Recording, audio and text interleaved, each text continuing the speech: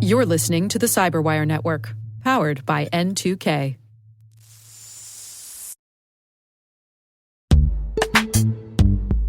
Looking for a career where innovation meets impact? Vanguard's technology team is shaping the future of financial services by solving complex challenges with cutting-edge solutions. Whether you're passionate about AI, cybersecurity, or cloud computing, Vanguard offers a dynamic and collaborative environment where your ideas drive change. With career growth opportunities and a focus on work-life balance, you'll have the flexibility to thrive both professionally and personally. Explore open cybersecurity and technology roles today at vanguardjobs.com.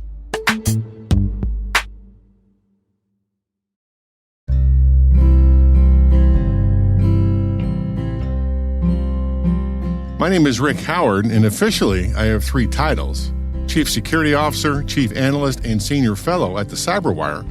Unofficially, I'm an amateur geek, professional kibitzer, and a general-purpose security wonk.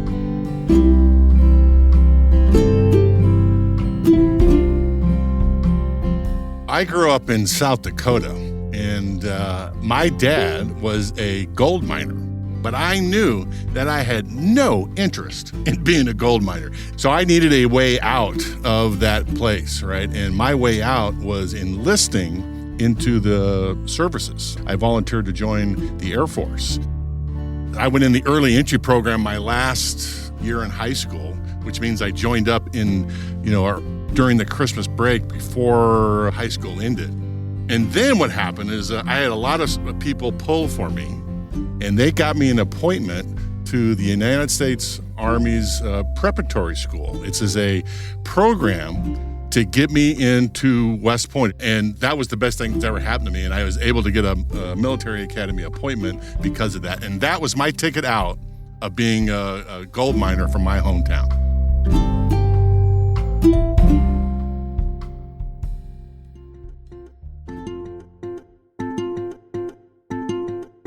I've been a geek my whole life, but not a full-time geek. I was never one of those guys that pulled radios apart and put them back together. I have no man skills. I love computer games, and I always thought that I was going to figure out some way to be involved in the gaming industry somewhere because I played them all the time. And my only way to do that while I was at the military academy was to pursue computer science as my degree. Because I had that background, that led me directly into the communications fields in the U.S. Army, the Signal Corps, which led me into building networks for tactical units in the Army and then in bigger networks as I moved up in the ranks, which finally led me into cybersecurity, where I did my last job before I retired. I was the commander of the Army's Computer Emergency Response Team, which basically let me coordinate offensive and defensive operations for the U.S. Army. I was reading a fantastic book by Bruce Schneier, Secrets and Lies. It's a really great one. And I just happened to look at the back cover and realize that the headquarters of the company that he founded, Counterpane, was just down the road from Felt Belvoir, where I was stationed. So I called them and said, hey, you guys should give me a job. And they did. So that's how I got out into the commercial sector.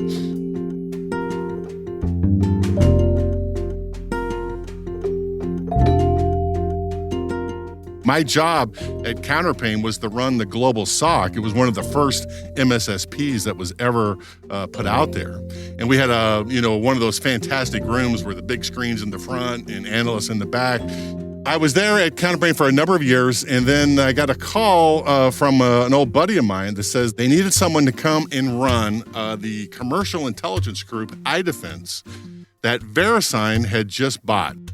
They needed someone who had some experience with intelligence to come in and run this commercial organization. What a great job to have. I had all these researchers that did all kinds of interesting research on malware and vulnerabilities. But we also had this other side, this human intelligence side, where we had cybersecurity professionals who spoke foreign languages like Chinese and Russian and Spanish and French. And we put those folks out in the country to talk to the black hats out there. They talked to us. So we sold that research to a bunch of government organizations back in the day, and it was a lot of fun.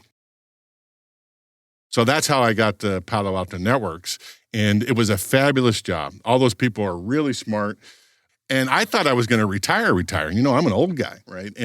But I had come on the CyberWire daily podcast, and I'm a huge podcast fan. When I was thinking about what I was going to do after, I knew I wanted to do something fun.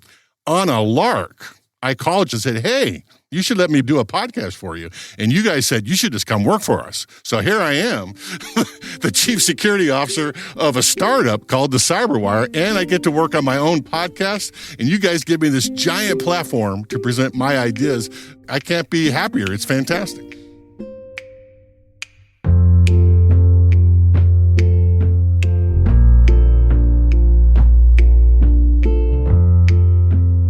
One of the things I like about the cybersecurity field is this profession is more than just the business bringing money in. You are actually have a mission that is trying to prevent bad things from happening to good people. That's why I hope I remember that we gave that a shot. I may have been successful, may not have, but we certainly were trying, and I hope people remember that.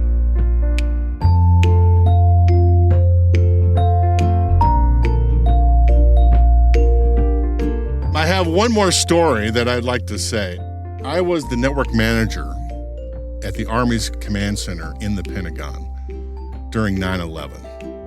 All right, and I got there about a year before the event happened. We had no resiliency built into any of our comm systems, and this place was the Army headquarters. All the orders for the Army around the world came out of this place. And all the services were on one giant server that if it failed, everything would be dead. So we spent a year making all of that better. Triple, quadruple redundancies, lots of different places to fail over, and our team did a fantastic job. And then 9/11 happened. Back then, in the Pentagon, the command centers, the service command centers were all in different places. The Army, Air Force, Navy, Marines, they were all had their own command centers. But because of the devastation of the planes hitting the building, because of the redundancy that we had built in to our communication systems, the Army's communication center was the only one functioning the day after the 9/11 attacks, right? And I'm very proud of that.